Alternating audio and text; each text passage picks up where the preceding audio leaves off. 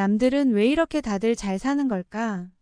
나도 좀 돈 많고 멋지게 살고 싶은데 인생이 너무 초라하게만 느껴집니다.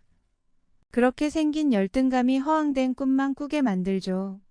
내가 로또만 당첨된다면, 내가 회사 임원이 된다면, 내가 이뻐진다면 행복이 올 것처럼 말입니다. 그러나 행복은 돈, 명예, 외모 등 물질적인 것에서 오지 않습니다. 가장 중요한 요소는 바로 평온하고 고요한 마음입니다. 결국 마음이 요동치는 것들을 줄여나가야 행복이 온다는 것이죠. 여러분도 그 사실을 이미 알고 있을 것입니다. 하지만 이런 영상들을 아무리 찾아보고 깨달아도 그때뿐입니다. 그렇다면 과연 어떻게 해야 나의 마음을 평온하게 만들 수 있는 것일까요? 안녕하세요. 공감본부입니다. 아직 11월인데도 불구하고 날씨가 많이 추워졌네요. 낙엽이 시들고 말라가는 모습을 보면 괜히 마음도 더 심란해지는 것 같습니다. 오늘도 지난 영상에 이어 쇼펜하우어의 마흔에 읽는 쇼펜하우어에서 얻은 인사이트를 전달드리려고 하는데요. 우리가 행복하기 위해서는 왜 평온해야 하는지 마음의 평정심을 찾는 방법에 대해 알려드리도록 하겠습니다. 구독과 좋아요는 영상을 제작하는 데 큰 도움이 됩니다. 30대 중후반 이후부터는 사회활동이 가장 활발한 시기이기 때문에 많은 사람들과 관계를 맺어간다. 그렇게 여러 사람들과 어울리다 보면 인간관계에서 많은 상처를 받는다. 동창회, 동호회, 부부 모임 등 사적인 활동에서 타인으로부터 시기심, 질투를 겪게 된다. 돈 자랑, 집 자랑, 지위 자랑, 자식 자랑, 남편 자랑 등 상대의 마음을 요동치게 하는 대화가 주를 이루기 때문이다. 행복을 위해서는 바로 이런 흔들림 속에서 마음의 평정을 찾는 것이다. 그럼 평온한 마음을 갖기 위한 구체적인 해결 방법은 없을까? 쇼펜하우어가 제시한 4가지 방법에 대해 알려드리도록 하겠습니다. 첫째, 불필요한 인간관계를 정리하라. 남의 자랑을 듣지 않기 위해서는 불필요한 모임과 만남을 줄여야 한다. 예를 들면 인맥을 위한 모임이라던가 의리 때문에 억지로 끌려다니는 모임 같은 만남 말이다. 그런 모임 참석해봤자 항상 마음만 상해서 돌아오게 된다. 서로의 만남이 도움될 수 있는 사람들만 추리고 좁혀서 생활을 단순화해야 한다.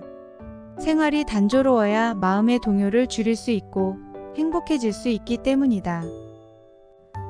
둘째, 질투를 경계하라. 질투는 인간이 가지는 자연스러운 감정이다. 하지만 자꾸 남과 비교하고 자책하는 마음으로 인해 자존감이 떨어지는 것이 문제이다. 심지어 남들이 행복해하는 꼴을 보지 못하고 괴로워한다.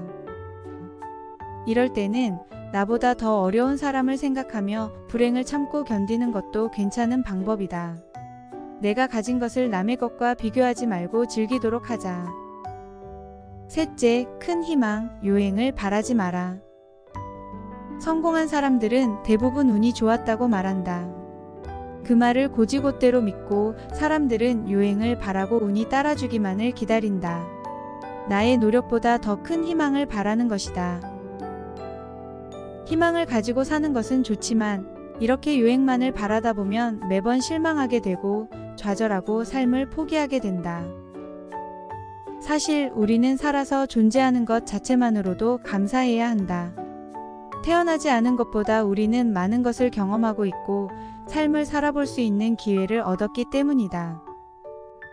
내가 현재 누리고 있는 모든 것들에 감사해야 하며 우리 삶은 아주 작은 점에 불과하다는 것을 알아야 한다.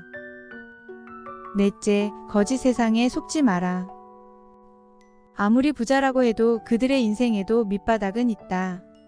그들이 드러내지 않아서 보이지 않을 뿐 남들이 볼 땐 겉만 번지르르한 경우가 많고 삶이 항상 화려하지도 않다. 하지만 우리는 겉으로 드러난 모습으로 행복을 판단한다. 성공한 부자들은 돈에 대한 걱정은 없겠지만 많은 것들을 가지고 지키기 위해 잃은 것도 분명 있다. 거기에서 오는 괴로움과 슬픔도 같이 존재하는 것이다. 우리는 그들의 그런 고통도 살펴볼 줄 알아야 한다. 상대 행복의 알맹이를 알기 위해서는 어떤 것에 즐거워하는지가 아니라 어떤 일에서 고통을 느끼는지를 확인해 봐야 하는 것이다. 오늘 저의 인사이트가 공감이 되셨나요? 저는 제 행복을 위해서 어느 정도 실천을 해나가고 있는 것 같아요. 무의미한 모임은 전혀 하고 있지 않고요. 작지만 알찬 인간관계를 유지하려고 노력하고 있습니다. 그리고 저는 SNS를 하지 않는데요.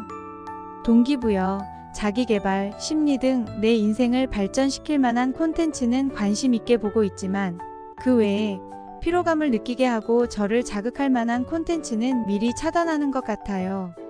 SNS를 안 해도 매일 제 아내 실행력과 싸우느라 바쁘더라고요.